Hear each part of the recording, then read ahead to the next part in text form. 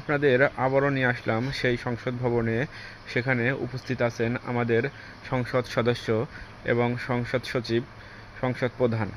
শুধু তাই না, সেখানে আরও উপস্থিত হয়েছেন আন্তর্জাতিক সচিব। সেই সচিব কথা বলবেন আমাদের জাতির উদ্দেশ্যে এবং সংসদে বলতেছেন সে সামনে যে যুদ্ধটা লাগছে, যুদ্ধতে কিভাবে মোকাবেলা করবেন এবং যুদ্ধটা কিভাবে চালিয়ে যাবেন। সে বলতেছে, এর আগেও আমার কানে গুলি লাগছে কিন্তু অল্পের জন্য বেঁচে গেছি, কিন্তু সে এবার মানে ইরানের সাথে যে যুদ্ধটা লাগছে কোনোভাবেই পরোয়া করতে দেবে না।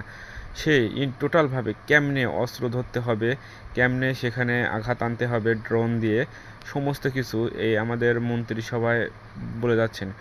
এখান থেকে কিছু সংসদের থেকে কিছু সৈনিকও নিতে চাচ্ছেন, তাদেরকে কেমনে সে ট্রেনিং দেবে সেটাও আপনাদের বলে দেবে। আর ট্রেনিং অবস্থায় সেসব সৈনিকরা কি কাজ করবে আমাদের এই মন্ত্রিসভায়, সংসদ সভায় সে বলে যাচ্ছেন। তার কথাতে আমাদের সংসদে যেসব মন্ত্রী, যেসব প্রেসিডেন্ট আছে তারা সবাই মনোযোগী, কারণ সে যেভাবে বোঝাচ্ছে, সে তাদের এত সুন্দর করে বুঝিয়ে দিচ্ছেন যে আমাদের হুরমুজ প্রণালী দিয়ে যত দরকার হয় তেলের বদলে মোবিল আনবো, তবু আমরা ওই জায়গায় একটু ছাড় দেবো না।